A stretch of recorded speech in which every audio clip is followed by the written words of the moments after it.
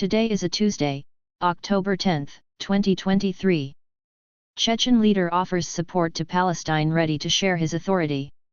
Ramzan Kadyrov, top of the Chechen Republic and the Kremlin's nearby partner, has required the finish of the conflict between Israel and Hamas and said that he was ready to head a peacekeeping mission to Palestine. Ramzan Kadyrov on message: "We completely support Palestine's activities. Since Israel took their territory and is presently keeping them confined, they have no ability to speak freely. Today I go against the conflict and am approaching everybody to end this conflict, to keep it from spreading across the world. This war won't end without any problem."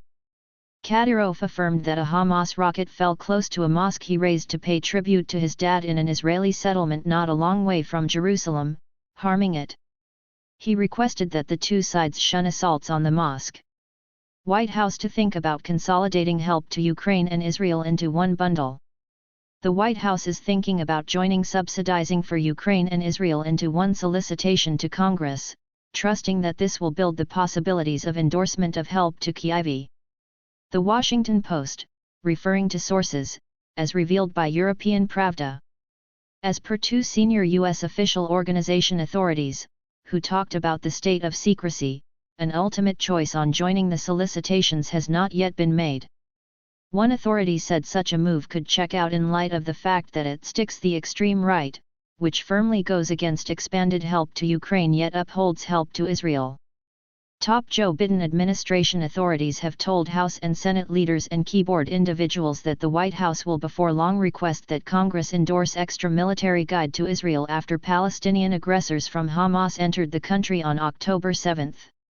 As per sources, this solicitation from the White House might come as soon as the following week. Simply the most recent news, just current realities, just reality. Leftists and conservatives in Congress communicated full help for Israel and promised that the U.S. would uphold perhaps its nearest partner. This position was made, specifically, by outrageous traditional individuals from Congress who are against additional help to Ukraine. White House authorities and some supportive of Ukraine senators honestly think that connecting the two guide solicitations could provoke a few conservatives to cast a ballot for the joint bundle, since they would have no desire to impede military guide to Israel. On Monday, a potential White House plan previously ran into impediments. Having gotten some information about the possibility of a joint subsidizing bundle, conservative delegate Elise Stefanik didn't uphold the thought. House conservatives have an adequate number of votes to pass a different guide bundle for Israel, which could come down on Senate leftists to support it without conditions. Simultaneously, the House's capacity to endorse any unfamiliar guide bundle stays in uncertainty until a speaker is chosen. Background: on October 9, the Pentagon said that the U.S. Congress ought to support extra subsidizing so the U.S. can all the while give fundamental military help to Israel and Ukraine. In the interim, as per media reports, favorable to Ukrainian U.S. congresspersons from the two players need to pass a yearly bundle of help for Ukraine quickly, adding up to somewhere in the range of $50 and $100 billion. White House: U.S. has no designs to convey troops to Israel. European Pravda Tuesday, October 10, 2023. The U.S. has zero desire to send troops to Israel, which has been gone after by Hamas. John Kirby, U.S. National Security Council Coordinator for Strategic Communications and White House spokesperson, as detailed by European Pravda, referring to CNN. There's no plan to put U.S. boots on the ground, Kirby communicated. Nonetheless, the authority noticed that U.S. President Joe Biden consistently ensures that we are safeguarding and protecting our public safety interests any place those interests are, including, especially in that region of the planet. Kirby added that the main tranche of extra U.S. security help to Israel because of Hamas assaults was on its way starting around Monday night, October 9. We totally expect that there will be additional requests for security structures from Israel as they continue to debilitate weapons in this fight, and we will stay in lockstep with them. Background: on October 8, U.S. President Joe Biden requested extra help for Israel, which had previously experienced a huge-scope assault by the Palestinian psychological militant gathering Hamas. The Pentagon declared the redeployment of U.S. warships, including a plane-carrying warship and extra airplane, near the eastern Mediterranean following the Hamas assault. The next news: Russia-Ukraine war updates. 39 battle combats happened in the contact line in one day. Russian powers sent off 36 Shahid assault drones over Ukraine around evening time, destroying 26 of them. 39 battle conflicts occurred at the contact line throughout the day, and Ukrainian protectors repulsed in excess of 30 assaults from various headings. General Staff of the Military of Ukraine on Facebook. From General Staff, 39 battle conflicts occurred over the course of the last day.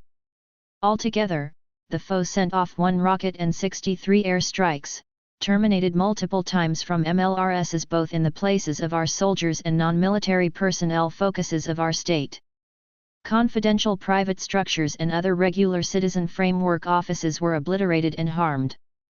In the space of liability of the Khortytsia functional vital gathering on the Kupiansk front, Ukrainian safeguards repulsed 5 assaults of the Russians close to Sinkivka and Ivanivka in Kharkiv Oblast. On the Lyman front, the military of Ukraine repulsed 7 assaults close to Makivka in Luhansk Oblast. On the Bakhmut front, Ukrainian soldiers repulsed 4 Russian assaults close to Klitschivka in Donetsk Oblast. Thus, the safeguard powers proceeded with their attack tasks south of Bakhmut in Donetsk Oblast. They had fractional progress in the space of Andriivka in Donetsk Oblast, causing misfortunes in labor supply and hardware for the Russian powers, and uniting their positions. In the zone of liability of the Tavriya functional key gathering on the Avdiivka and Mariinka fronts, the Russians completed in excess of 15 fruitless assaults in the space of Mariinka and Novomikhailivka in Donetsk Oblast. On the Shuktarsk front, Ukrainian soldiers repulsed an assault close to Staromaorsk in Donetsk Oblast. On the Zaporizhzhia front, Ukrainian safeguards are keeping down the Russians close to Levodny in Zaporizhzhia Oblast. The Ukrainian Guard powers kept on progressing on the Melitopol front, causing misfortunes in labor supply and gear for the Russian powers, merging their positions and debilitating the trespassers. In the space of liability of the Odessa functional vital gathering on the Kherson front, the Guard powers are directing counter-battery fire, annihilating capacity focuses, and effectively raising a ruckus around town back. In the zone of liability of the Pivnik, north, functional key gathering on the Volyn and Polistja fronts, the functional circumstance stays without massive changes. On the Syvershkina and Slobozhenshkina fronts, the Russians are keeping a tactical presence in the boundary regions and are effectively leading rebellious exercises to forestall the organization of Ukrainian soldiers to compromised regions. Throughout the last day, the Ukrainian safeguard powers airplane completed 10 strikes on regions where Russian powers workforce, weapons, and military gear were concentrated. Rocket troops struck a garrison, an ammo stockpiling point, 2 groups of the workforce, weapons, and military hardware, and an electronic fighting station. Thanks for watching and subscribing to the channel.